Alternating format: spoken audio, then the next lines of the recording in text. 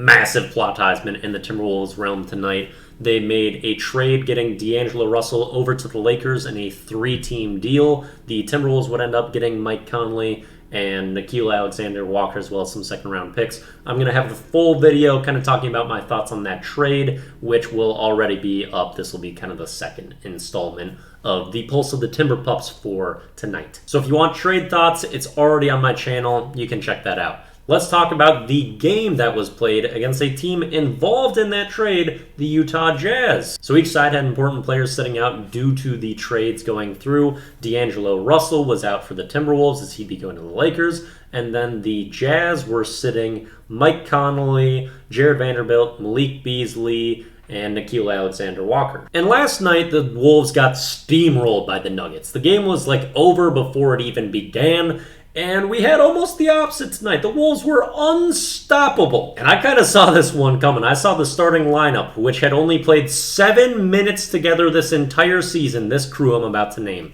Jalen Noel, Anthony Edwards, Taurean Prince, Jaden McDaniels, and Naz Reid were the starters. I'm like, okay, that team is going to be an absolute bucket nonstop. Everyone can score, everyone can shoot, everyone's an athlete. Pace is going to be ridiculous against a Jazz team that does not play a ton of defense. It's kind of Kessler trying to hold everything together, being a great rim protector, and he looked incredible again tonight. He is really, really good. I might think he's already better than Gobert, which is a painful thought to have, but I think that is rapidly becoming true. Fourth in the NBA in blocks with about 20 minutes per game, 10 less than Gobert is getting, and averaging 0.8 more blocks per game than he is. Also shooting 5% better from the floor. I'm absolutely butthurt about the entire situation, but let's not talk about that. I already have a Pulse of the Timberpups about the Walker Kessler Gobert debacle. The Wolves we saw on the court tonight were not the ones that are traditionally supposed to be our stars, except for Anthony Edwards, because there was no Gobert, no Cat, no D'Lo, who's no longer on the team, no Mike Conley, who's future point guard, and also no Kyle Anderson, so another starter out. But you got to see some young guns balling out there. Jalen Noel has one of the best games of the season, gets a career-high 30 points, also 0 turnovers. This is one of my favorite things about Jalen Noel. He does not turn the ball over frequently while attacking relentlessly. Usually his deficiency is the 3-ball. Not tonight. Hit 6 threes while keeping a good balance of getting to the rim, doing pull-ups, and was just fantastic all around. Anthony Edwards was also very good,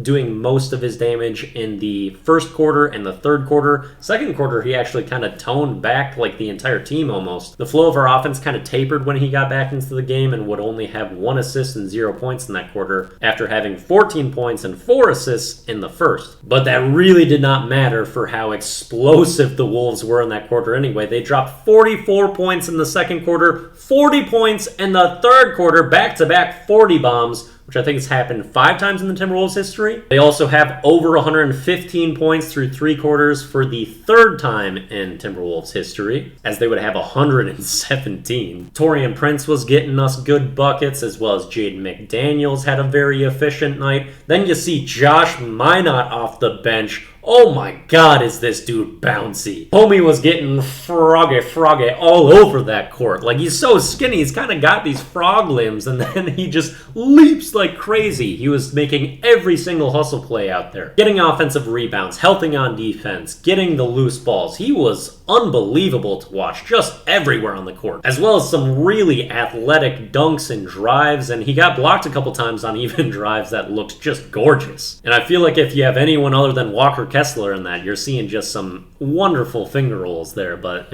Kessler is just that good. Pain. Luka Garza also 25 points on 4 of 5 from 3. He was really explosive offensively, playing great. Hits a running skyhook too, which was just lovuliful. Bryn Forbes probably had his best game as a Timberwolf, which is pretty pathetic to say. I mean, he had 3 threes, 9 points, and that's kind of it, but hey, better than like every other time he stepped onto the court. Just a good win from this Wolves team that's actually fairly important because the Jazz are very close to us in the standings.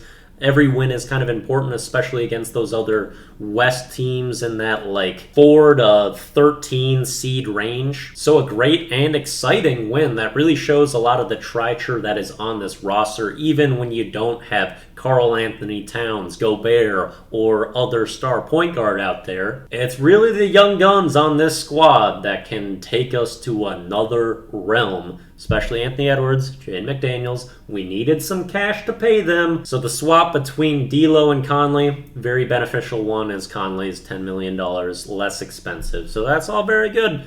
Fun game, like that. We're against the Grizzlies next couple nights. Maybe Conley makes his debut then, or we'll have to wait a little bit. We'll see. I'm excited. Good day.